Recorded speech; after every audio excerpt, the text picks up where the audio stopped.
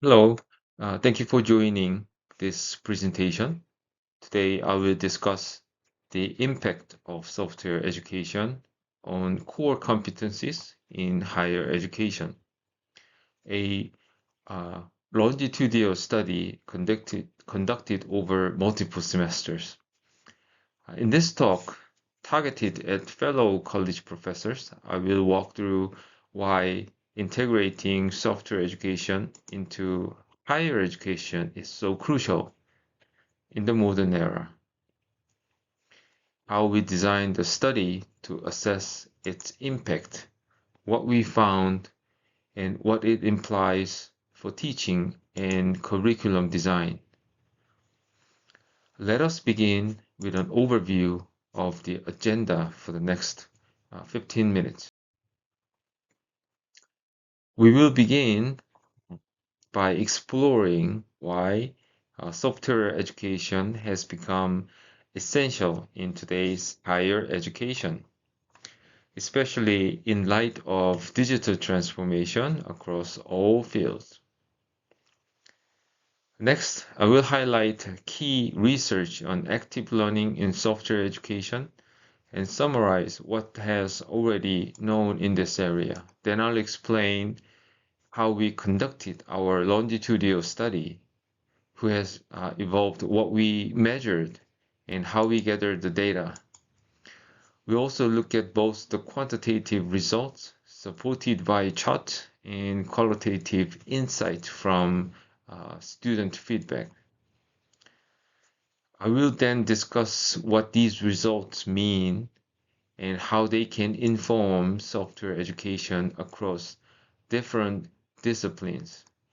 Lastly, I will share the main takeaways, policy implications, and directions for future research.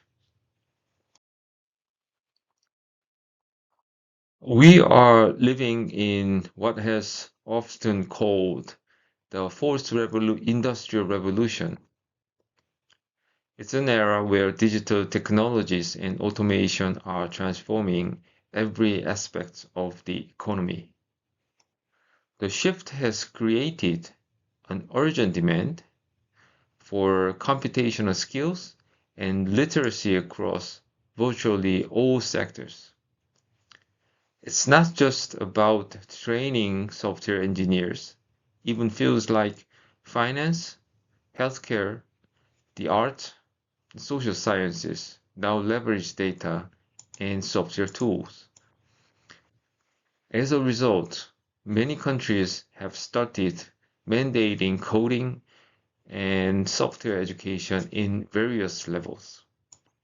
For instance, South Korea has made software education compulsory in primary and secondary schools, ensuring that students develop basic coding and computational thinking skills early on.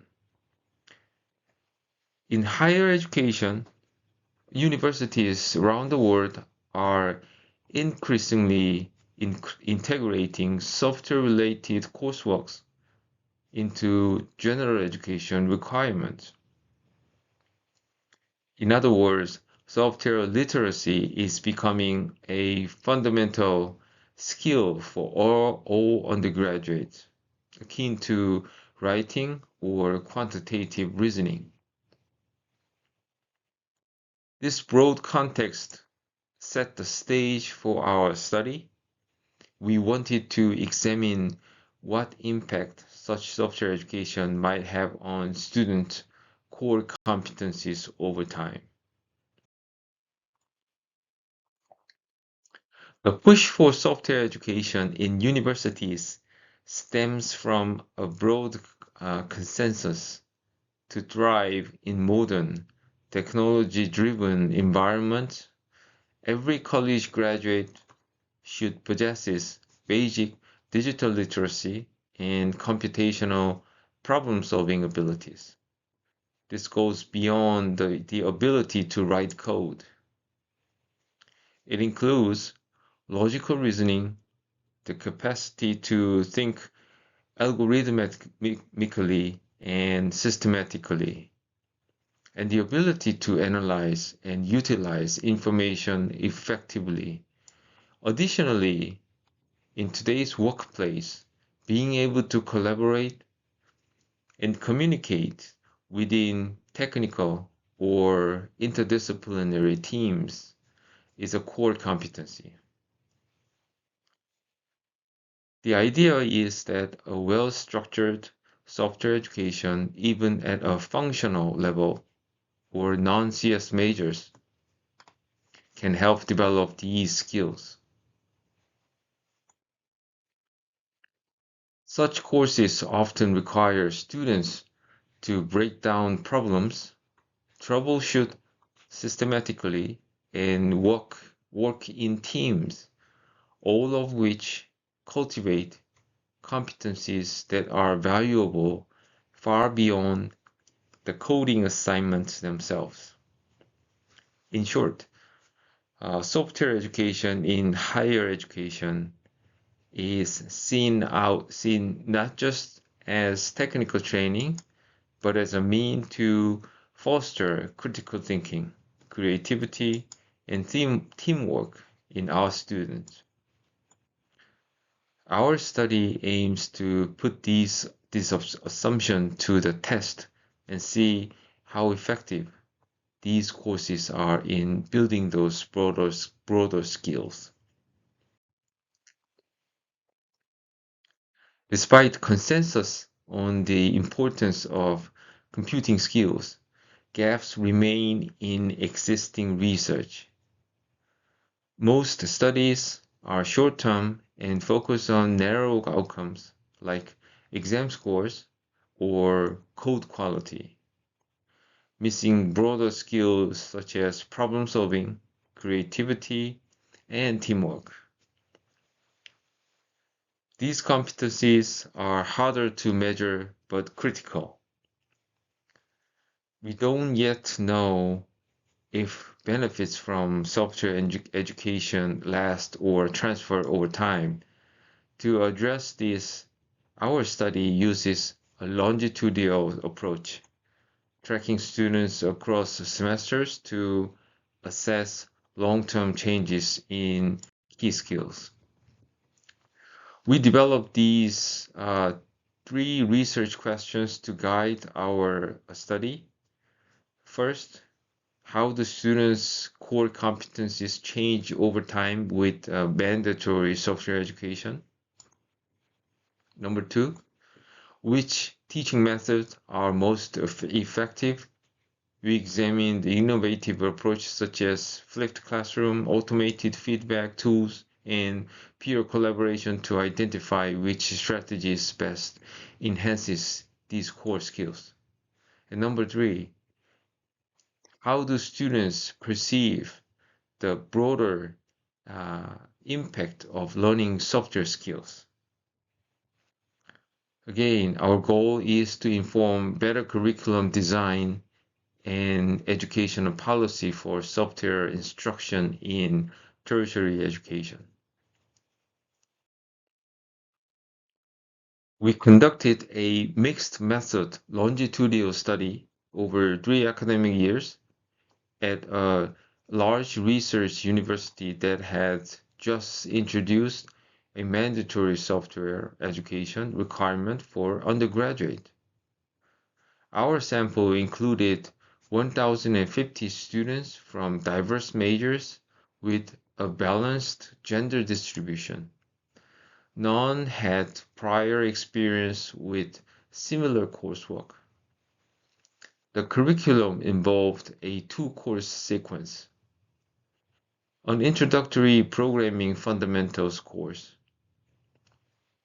project-based course applying programming skills to real-world tasks such as data analysis or web development in teams.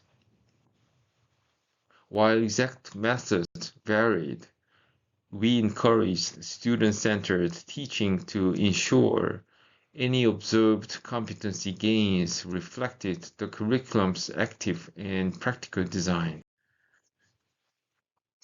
To answer our research questions, we gathered data from 3 main sources: core competency test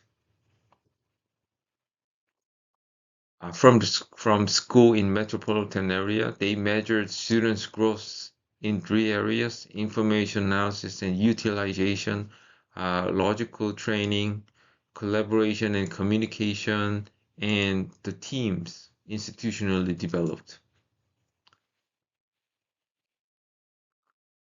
The course performance data. We also tracked how students performed in class through weekly coding assignment, midterm and final exam, final group projects in the second course.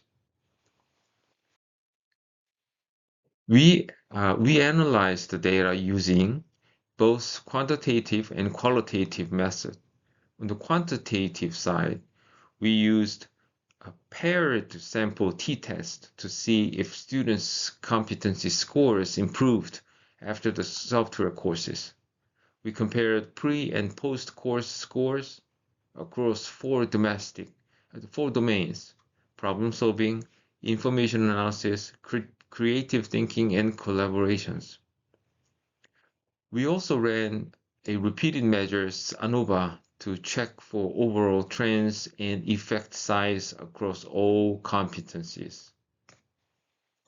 On the qualitative side, Pew Research independently coded student interview transcripts, identifying common themes like impact of immediate feedbacks or reduced anxiety through practices. Let us start with the quantitative outcomes. The chart on the side illustrates the average competency scores before and after the software education program for each of the 4 domains on a 1 to 5 scales, 5 meaning highest proficiency.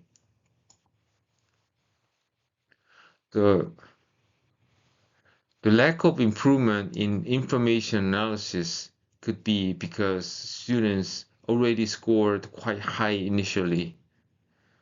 Overall, these results answer first research question by showing us which competencies changed and how. The most positive change in collaborative skills, indicating a benefit of the course team-oriented elements.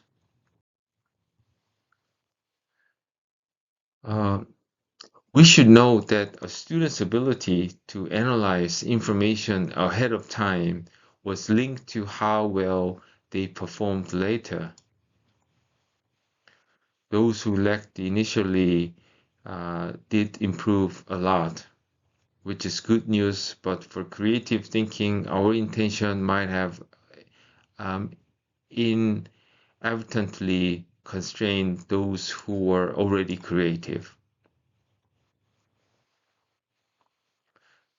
So let's move on to what students themselves said, which will illuminate how these changes came about.